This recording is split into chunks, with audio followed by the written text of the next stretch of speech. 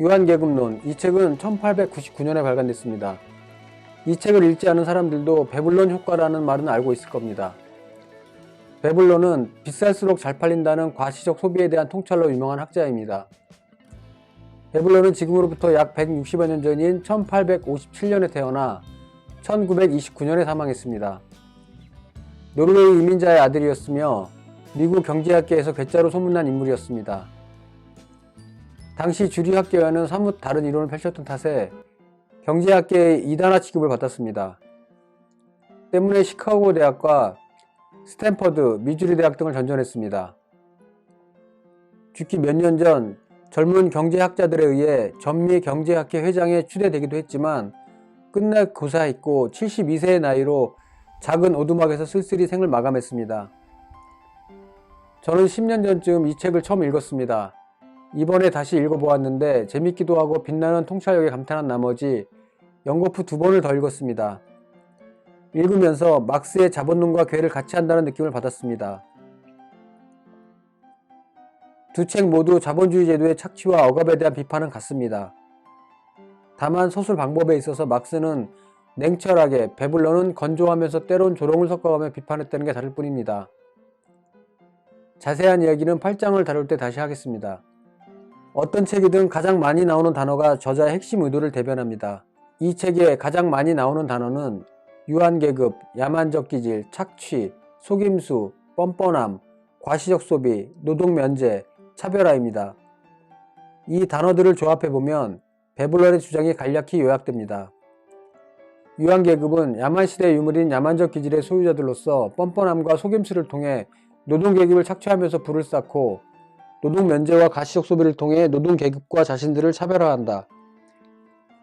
언론을 통해 알려진 배불런 효과는 이 책의 의도를 일부러 왜곡한 것입니다. 배불런은 야만적 기질을 가진 자들이 부자가 될 수밖에 없고 그렇게 쌓아온 부를 과시하기 위해 돈을 낭비한다는 것을 역사적으로, 과학적으로, 그리고 사회학적으로 증명하고 있습니다.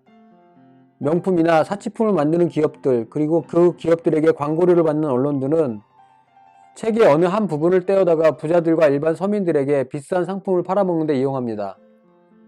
책의 번역자도 그들의 그런 행태를 비난하고 있습니다.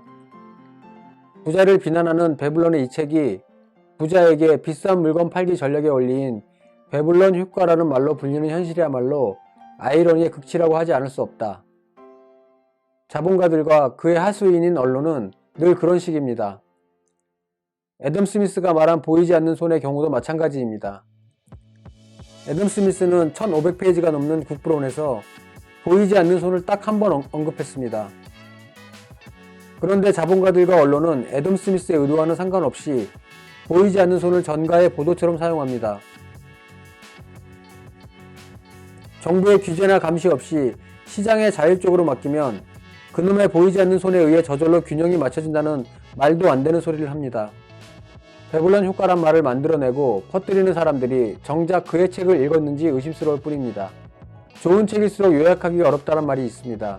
이 책도 요약이 쉽지 않은 걸 보면 좋은 책임에 틀림없습니다. 총 14장으로 구성되어 있는데 이 중 겹치는 내용은 제외하고 중요한 내용과 그의 지성이 드러나는 문장 위주로 요약해 보겠습니다.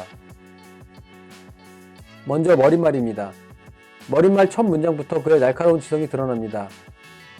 이 연구의 목적은 현대 생활의 경제적 요소 중 하나인 유한계급의 지위와 가치를 설명하는 데 있다. 배불런은 유한계급, 그러니까 부자들 자체가 현대 생활의 경제적 요소 중 하나라고 보았습니다. 이 말엔 대단한 통찰력이 들어 있습니다. 왜냐하면 실제 한 나라의 경제에서 상위 부자들이 차지하는 비율이 엄청나기 때문입니다. 미국의 경우 상위 부자 8명이 하위 50%가 가진 재산보다도 더 많은 재산을 소유하고 있습니다. 한국은 전체 유효 토지 중 70%를 상위 1%의 부자가 소유하고 있습니다. 말 그대로 생산의 3요소인 토지, 노동, 자본 중 토지와 자본을 소수의 부자들이 소유하고 있으니 부자들은 그 자체로 중요한 경제적 요소임이 분명합니다. 실제로 소수의 부자들이 경제 전체에서 발휘하는 힘은 엄청납니다. 요즘 상황을 예로 들어보겠습니다. 2021년 들어서 미국은 인플레이션을 근거로 가파르게 금리를 올리고 있습니다. 기축통화국인 미국이 금리를 올리면 세계 각국도 금리를 인상해야 합니다.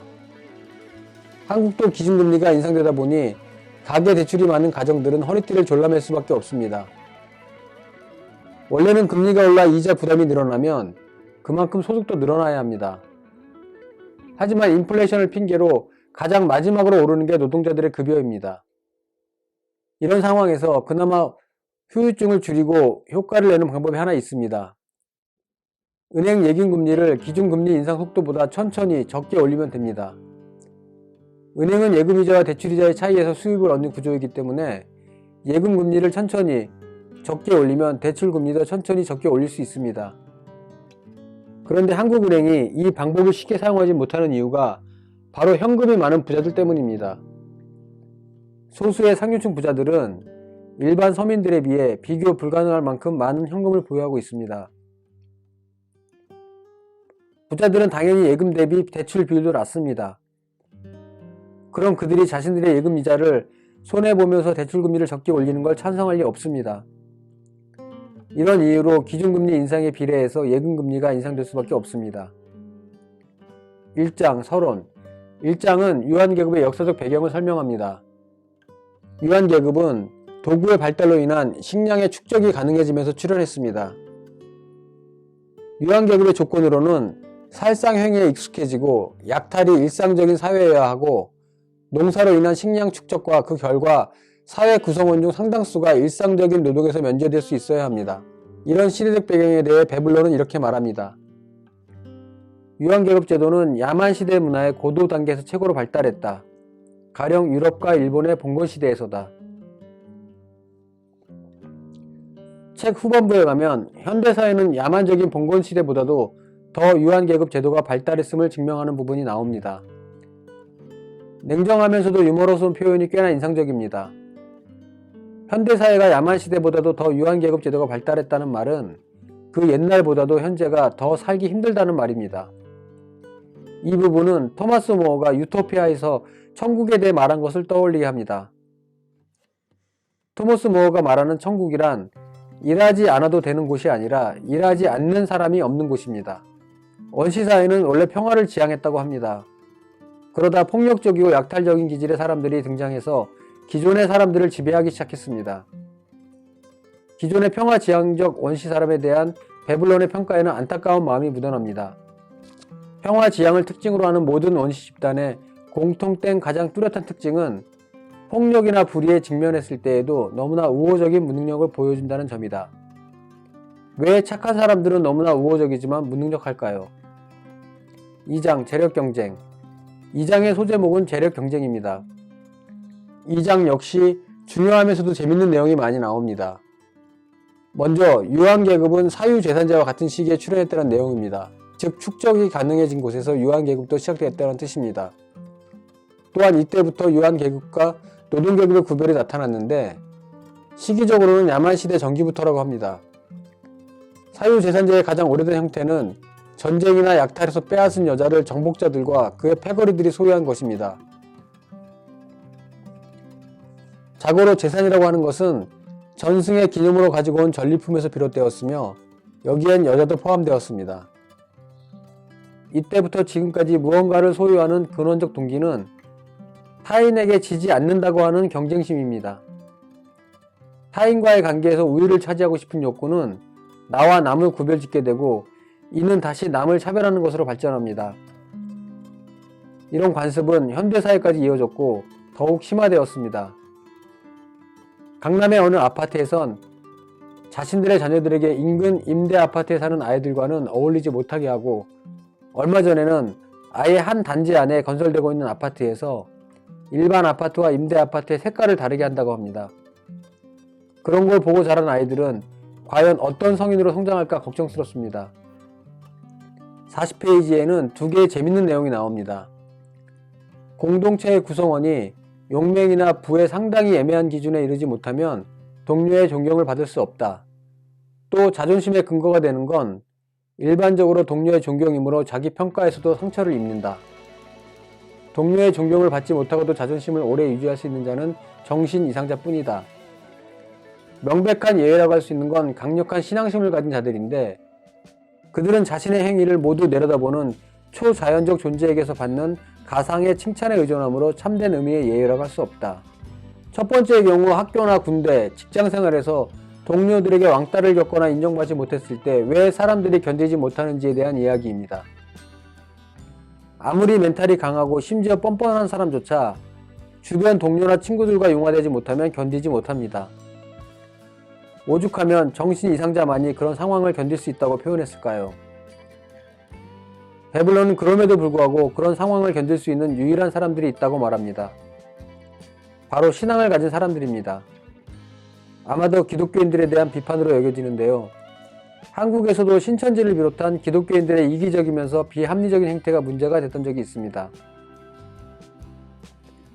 몇 년 전 코로나 초창기 때 감염 사실을 숨기고 포교 활동을 하고 종교를 이유로 백신 접종을 거부해서 사회적 지탄을 받았습니다.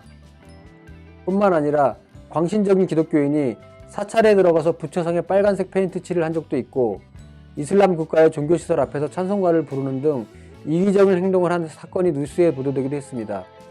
베블론의 조롱처럼 사회적 지탄에도 불구하고 이런 행위를 아무렇지 않게 하는 종교인들은 정신 이상자보다 더 이상한 사람이 분명합니다.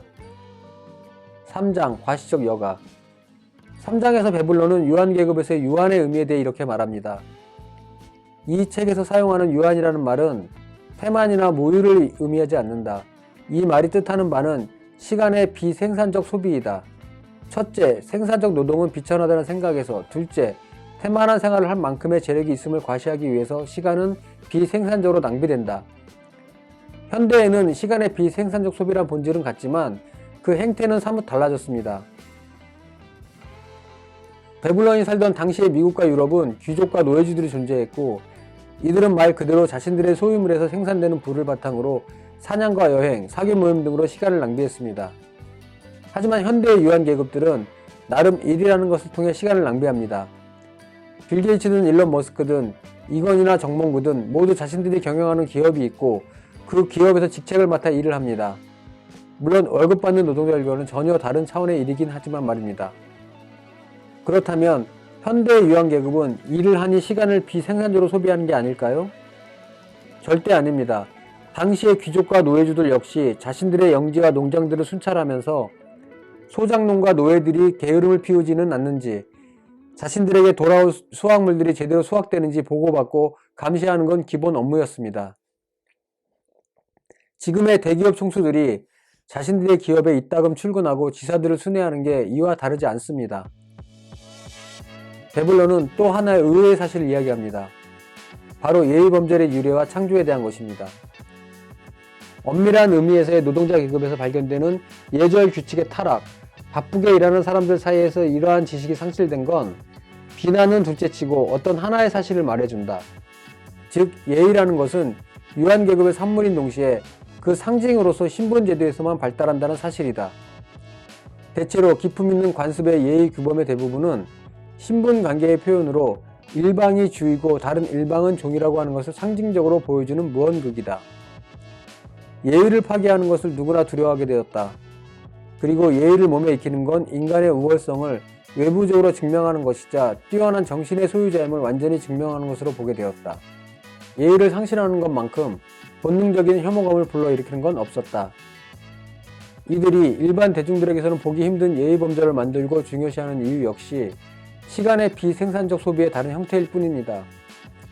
바람과 함께 사라지다, 타이타닉 같은 헐리우드 고전 영화를 보면 유럽 귀족과 노예주들은 일반 대중들에게서 보기 힘든 쓸데없고 과시적인 예의범절과 격식을 차리는 장면이 나옵니다. 유한계급의 그런 행태는 과연 영화에서나 볼 수 있는 옛날 일일까요? 얼마 전 TV 예능 프로그램에서 배우 이정재가 라면을 먹는 장면이 논란이 됐었습니다. 이정재가 소리 없이 먹기 위해 라면을 조금씩 끊어 먹자 그걸 보던 이영자가 핀잔을 주었습니다. 이영자에게 무례하다는 비난이 쏟아졌고 이에 대한 갑론을박이 펼쳐졌습니다. 제가 주목한 것은 이정재가 보통의 사람들이 라면을 먹는 것과 다르게 먹는 이유였습니다. 이정재의 연인 임세령 씨는 삼성 이재용의 전 부인이자 대상그룹 회장의 딸입니다. 유한계급에 속하는 사람이고 그들만의 예의가 존재할 것입니다. 그들에게서 소리내면서 음식을 먹는다는 건 천박한 행동일 것이고 이정재는 그녀에게서 영향을 받지 않았을까 생각합니다. 그렇다면 유한계급, 특히 상위 1% 이내의 부자들은 왜 그리 예의를 중요시할까요? 베블론에 따르면 그들은 시간을 낭비하기 위해, 즉 할 일이 없기 때문에 늘 세상에 존재하지 않는 예의, 새로운 예절을 만들어내는 것입니다. 새로운 예절과 예의를 만들어서 자기들끼리 유포하고 지키면서 그런 예절을 모르는 사람들을 비천하다거나 아래 것들이라며 혐오하고 차별화를 시도합니다. 54페이지를 보면 우리에게 익숙하면서 재밌는 문장 하나가 나옵니다. 2015년에 개봉한 영화 킹스맨에서 나온 대사인데요. 종교 교의에 대한 위반은 용서할 수 있어도 예의에 대한 위반은 용서될 수 없었다. 예의가 인간을 만든다. 실제 이 말은 15세기 위컴의 윌리엄이라는 영국의 신학자 겸 정치가가 한 말입니다. 베블런은 이 문장에 현대 사회처럼 평등이 강조되고 실현될수록 예의는 없어진다는 주석을 달았습니다. 요즘 어린 학생과 젊은 사람들은 중년층들의 어린 시절에 비하면 많이 자유로워 보입니다. 때론 무례하게 보일 때도 많습니다. 베블런의 말대로라면 그건 젊은 사람들의 문제라기보단 그만큼 현대사회가 평등해졌다고 이해할 수 있습니다. 4장 과시적 소비.